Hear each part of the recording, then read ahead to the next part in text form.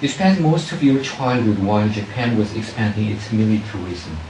How did that environment influence your future life?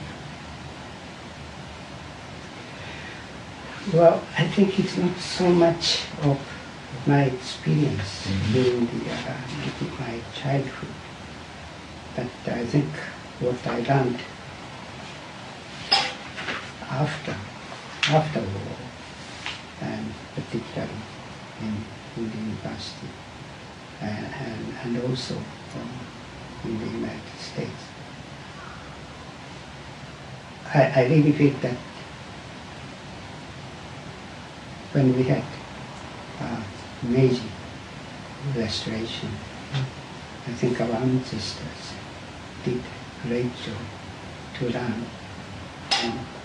Western Europe, to introduce. I think they realized that how backward Japan was. So they tried to learn from the Western world.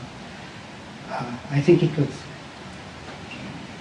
and for instance, I think Japan was a few countries where you could get higher education in Japanese, and I think we owe that to our ancestors.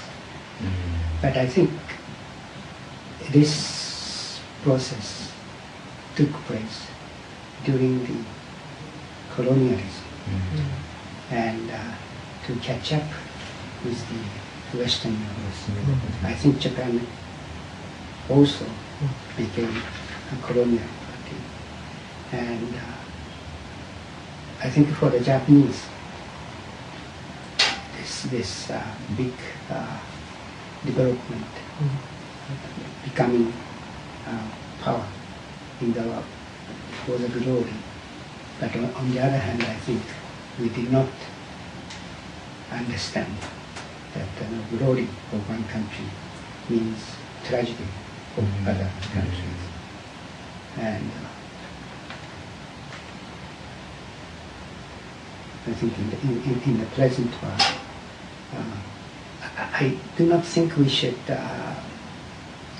be always thinking of the past, but I think we should be looking forward. But still in doing so, I don't think we should forget what happened in the past. Okay, so we're going to talk with some personal background again. So you studied law at the University of Tokyo, which was quite prestigious at the time, as well as today.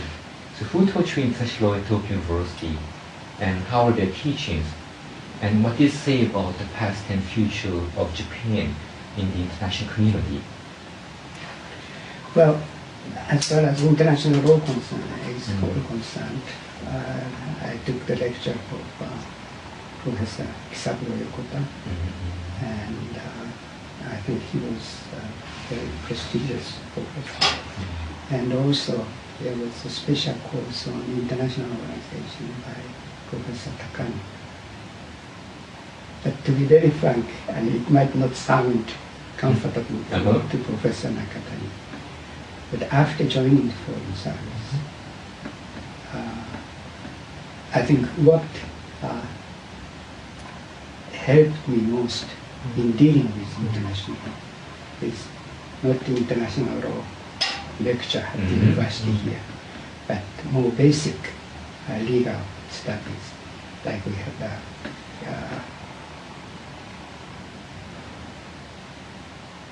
Professor Odaka teaching us the, what is it? Philosophy of law. Philosophy of law.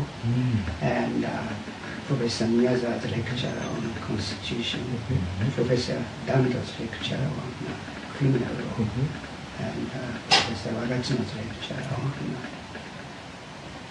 civil law.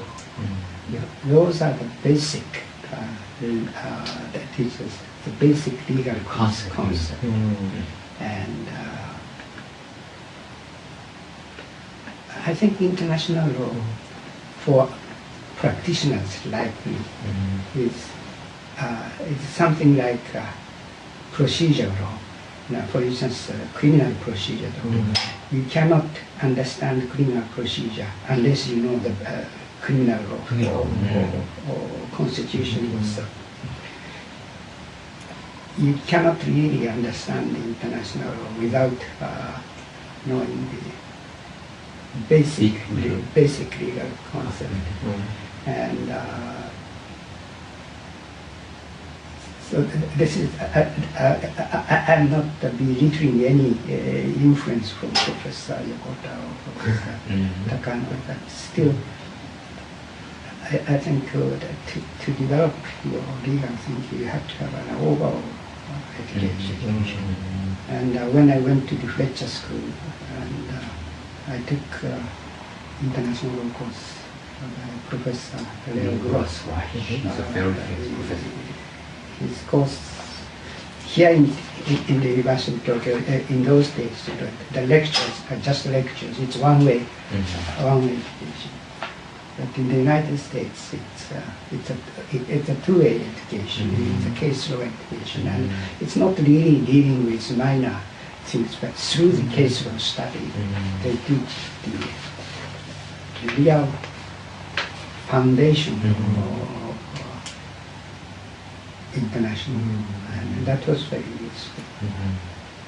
You joined the Ministry of Foreign Affairs in 1954. 1954. So it's after you were joining the Ministry of Foreign Affairs, you had the opportunities to study at the Fletcher School of Law and Diplomacy. I'd like to have more story about the Fletcher School. So could you tell me about your special memories or interesting stories in the years of the Fletcher School? So I think that I joined the University of Tokyo in 1950 when the Korean War broke out. Japan was still under occupation. And when I joined the Foreign Service in 1954, we just obtained independence just 2 years after. And as soon as I joined the Foreign Office, they just sent me straight to the United States. So first year I went to Swarthmore College. It's undergraduate.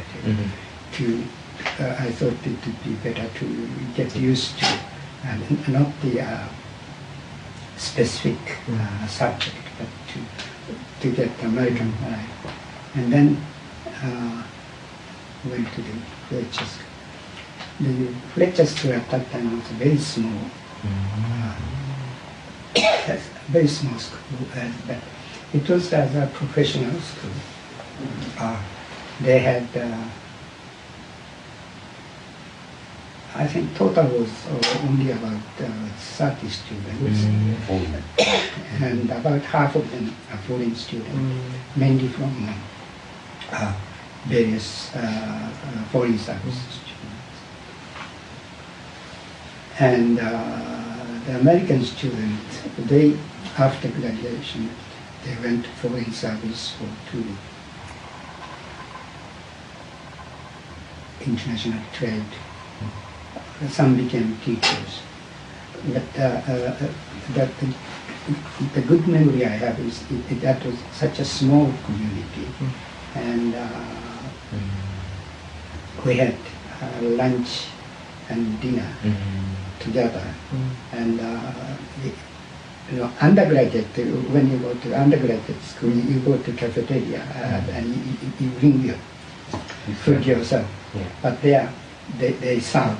And so it's like right in the family. So we get very close to each other.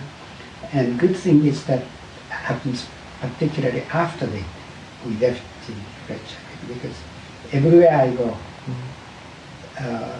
in every capital, we have alumni. And they assist among themselves. And it's a very good, very good result.